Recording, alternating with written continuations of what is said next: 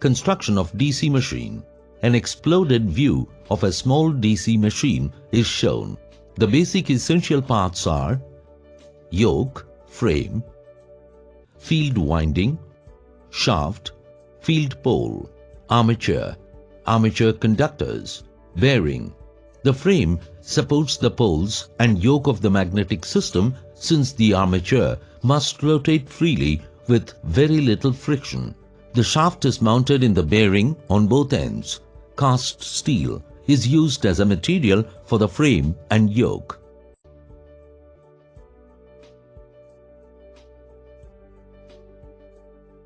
Now, we are going to see the dismantled view of DC machine.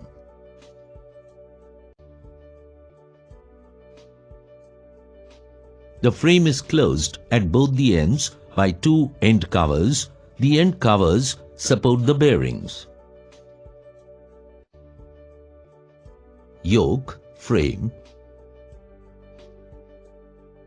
field pole, field winding, commutator is the key element of the machine to convert induced AC voltage into DC voltage. Brushes rest on the surface of the commutator. The moving conductor are located on rotor and armature slots. A fan is on the commutator end, sucking the air from the non-commutator end and through the same out. A field system moves to its place. Small machines employ ball bearings at both ends. The yoke moves to support the field system.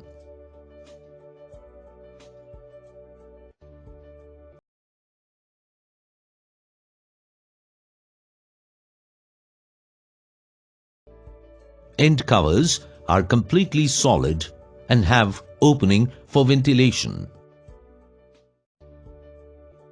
Yoke. We are seeing the view of the yoke. The frame is the outermost part of the machine made of cast steel, which is the mechanical enclosure of the machine.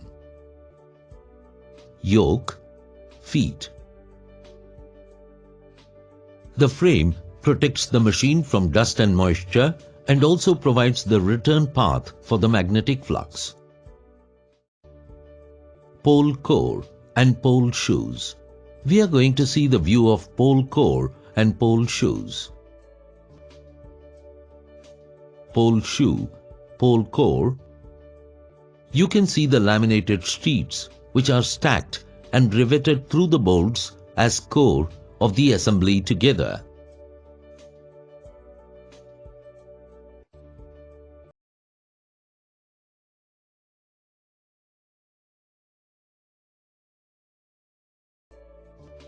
The field coils are made up of many turns of insulated wire and are usually wound on a form that fits over the iron core of the pole. The field assembly is fixed to the yoke by means of bolts. Armature core and winding. We are going to see the view of armature core and winding. A drum-type armature is shown here. This is a rotating part of the machine. You can see the thin laminated sheets stacked together to form a cylindrical core.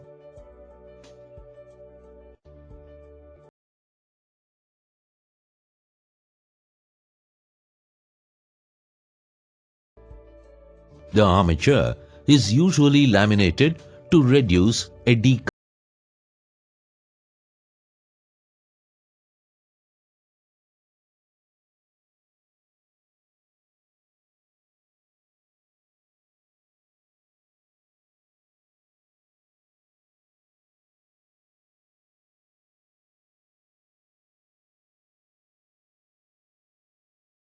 The armature windings are inserted in slots, insulated with fiber paper to protect the winding. The armature windings are insulated copper wire.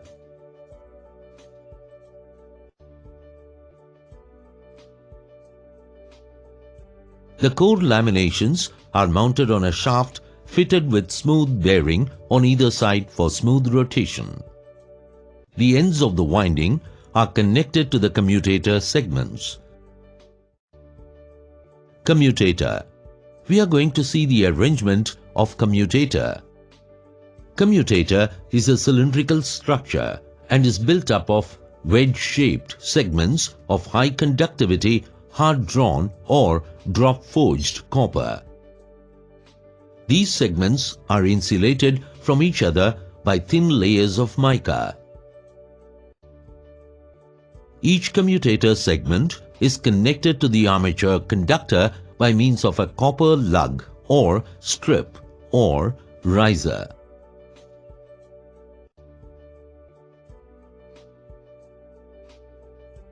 To prevent them from flying out under the action of centrifugal forces, the segments have V-grooves.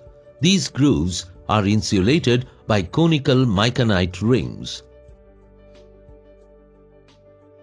The number of segments is equal to the number of armature coils. Brushes. We are going to see how brushes are placed in generator. The brushes right on the surface of the commutator, forming the electrical contact between the armature coil and the external circuit. Brushes are made of carbon or graphite. A flexible copper wire, commonly called pigtail, connects each brush to the external circuit. Springs hold the brushes against the commutator so that the pressure of the brushes on a commutator can be varied. End covers. We are going to see the purpose of end covers in DC machines. Both the end covers are provided with ventilation slots or holes for cooling purposes.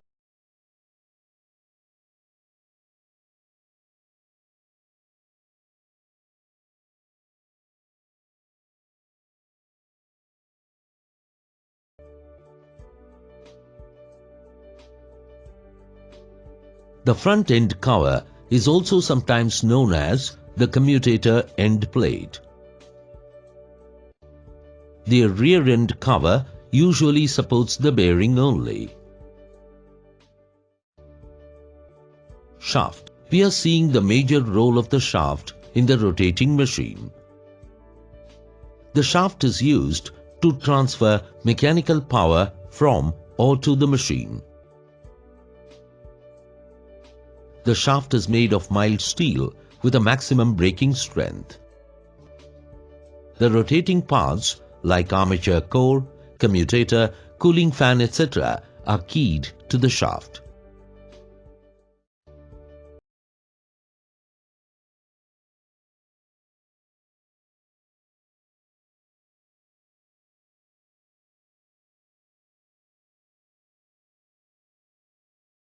The pulley is made of cast iron and is fixed on the shaft by a key or stud. The pulley is mainly used for belt-driven loads. Application of pulley. We are going to see the application of pulley. DC motor. Pulley.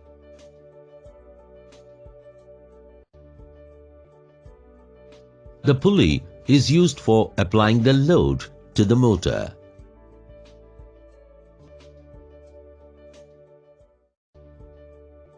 Terminal box. We are seeing the terminal box of generator. This is an insulated box which carries the brass nuts and bolts to which wires from the brushes and field poles are brought out in connection with the external circuit. Eye bolt. We are going to see the eye bolt of generator. The eye bolt is provided with the body generally on the top for lifting the machine.